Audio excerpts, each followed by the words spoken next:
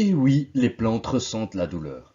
Elles sont même capables de créer des cris qui peuvent être perçus à plusieurs mètres par les autres plantes. De quoi changer radicalement la vision des véganes, ceux qui luttent pour le bien-être animal. Mais c'est la première fois qu'on peut réellement mesurer leur niveau de stress par rapport à une menace, et simplement en utilisant des microphones. C'est une équipe de chercheurs suédois qui a enfin pu prouver ça, et bien d'autres chercheurs partout dans le monde, notamment en Israël, avaient déjà avancé cette hypothèse en menant des expériences probantes sur le sujet. En fait, les seuls animaux qui se nourrissent sans faire de mal à personne et au contraire participent à la reforestation en mangeant les fruits et en plantant les noyaux et les graines, sont les animaux frugivores, comme l'orang-outan. Pour les chauves-souris, à part une petite minorité qui se nourrissent de sang, la plupart sont frugivores et en plus de participer à la reforestation, elles pollinisent en gardant sur leur pelage le pollen. Le seul problème pour ces animaux frugivores, c'est l'huile de palme et l'impact de l'être humain sur les forêts. De 2004 à 2014, on a pu observer une importante baisse de la biodiversité et une augmentation drastique de la déforestation uniquement à cause de l'exploitation des milieux chauds et humides pour la production d'huile de palme. Il faut seulement 4 ans pour produire de l'huile de palme, donc faire pousser des palmiers et puis les raser pour ensuite refaire pousser des palmiers un peu plus loin. On exploite en plus les populations locales en les payant une misère pour le faire. On appelle ça le néolibéralisme issu de la mondialisation. Donc il faut produire local et arrêter de coloniser à l'étranger pour produire moins cher. Voici quelques produits mauvais pour votre santé et à éviter à tout prix pour sauver les orangs-outans et les autres animaux frugivores qui participent à la reforestation.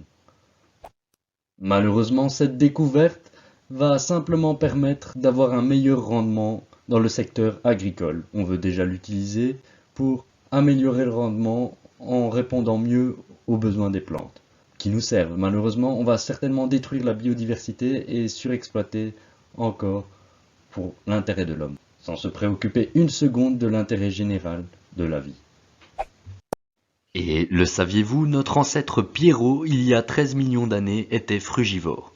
Tout comme l'orang-outan, il se nourrissait essentiellement de fruits, d'écorces, de lianes. Ce n'est qu'après, en devenant omnivore opportuniste, que notre alimentation a radicalement changé. Mais à l'époque, arrêter de consommer de la viande ou du poisson, ça ne nous aurait provoqué aucune carence. Mais malheureusement, avec le temps, les vieilles habitudes ont la vie dure. Et même si nous avons toujours un système digestif très proche de celui des grands singes, nous sommes devenus dépendants de notre nouveau régime, comme un diabétique qui doit surveiller son taux de sucre. De plus, notre branche de singe, qui est, soit dit en passant, la plus faible physiquement, est celle qui s'est le plus éloignée du régime de base. Il y a donc 4 grandes catégories de singes, les orang-outans, les gorilles, et les hommes et chimpanzés qui sont très très proches.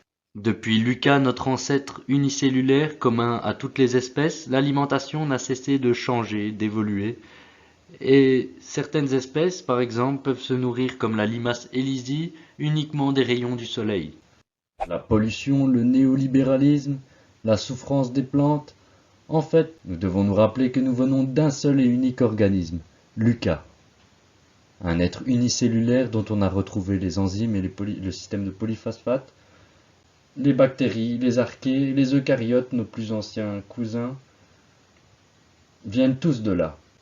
Ils ont donné vie aux plantes, aux dinosaures, aux champignons, absolument à tout ce qu'on connaît. J'espère que cette vidéo vous a plu et à bientôt!